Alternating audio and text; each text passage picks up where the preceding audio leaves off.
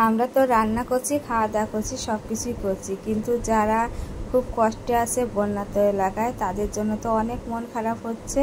Hello everyone, কি খবর, কেমন আছেন সবাই? আশা করি সবাই ভালো আছেন।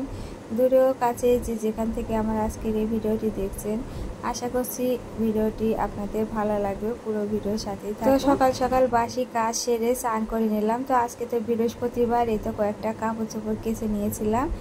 আর আজকে সকালে অনেকগুলো কাজ সারলাম বৃহস্পতিবারের দিনকে একটু তাড়াতাড়ি করে পূজার ঘরে যেতে, কিন্তু বাসি কাজে এতটা কাজ বের হয়, একটার পর একটা কাজ বের হতেই থাকে। তো সেগুলো সেরে নিতে আমার অনেকটা সময় লাগে। তো কাপড় চোপড়গুলো আগে নেড়ে দিচ্ছি, কিন্তু কাপড় নাড়ার অতটা জায়গা নেই, শুধু অনেকটাই ঝামেলা হয় ওভাবে কাপড় নেড়ে দিতে। তো এতে একটু পূজার ঘরে দেখিয়ে দিলাম, পূজাটাও কমপ্লিট হয়ে গেছে। তো আবার বিকালে চলে আসলাম। তো বিকালে আমার ঘর দরগুলো ঝাড় দিয়ে নিচ্ছি। তো যাবো একটু আবার বাইরে। তো তার আগে তো ঘর দিয়ে তো ঝাড় দিয়ে নিতেই হবে। গৃহস্থ বাড়িতে প্রতিদিন তো এই নিয়মগুলো মানা লাগে, তা বাদেও একটা পরিষ্কারেরও ব্যাপার আছে। যদি ঘর দিয়ে ঝাড় না দিই তো ধুলোবালি পায়ে দেওয়া যায় না, কিচকিচ করে।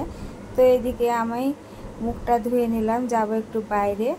আর এই তো যা একটু আড্ডা দিচ্ছি, আর এই যে এগুলো কেনা হয়েছিল এগুলো খাওয়া দাওয়া করলাম। তো আবার সন্ধ্যা পর রাতে চলে আসলাম রান্নাঘরে।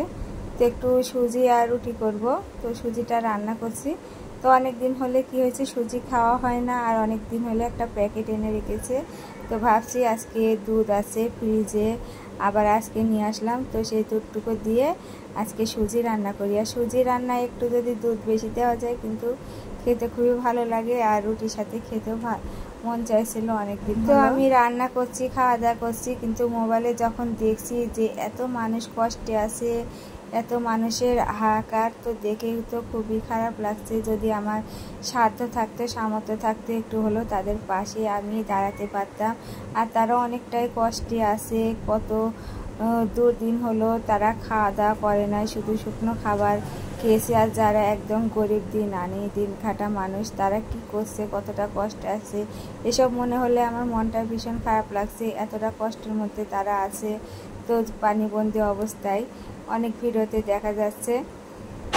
আর ছোট ছোট বাচ্চারা তো অনেক কষ্ট পাচ্ছে। আর হঠাৎ করে যখন এই জলটা ছেড়ে দিয়েছে, অনেকে তো জানেই না, সকালে ঘুম থেকে উঠে দেখছে এই রকম অবস্থা।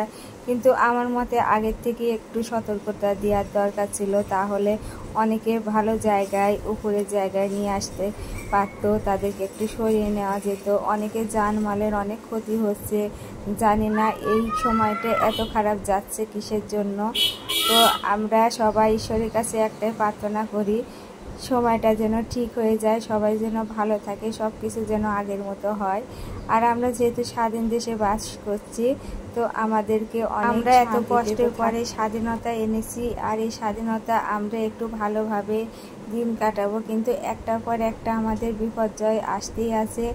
আমরা চাচ্ছি অল্প কিছু দিনের মধ্যে আমরা এইসব বিপর্যয় যেন কাটিয়ে উঠতে পারি, আমাদের দেশ যেন একটা ভালো দেশ হয়, সুস্থ স্বাভাবিকভাবে সবাই যেন আমরা বেঁচে থাকতে পারি, এটা ঈশ্বরের কাছে কামনা করি।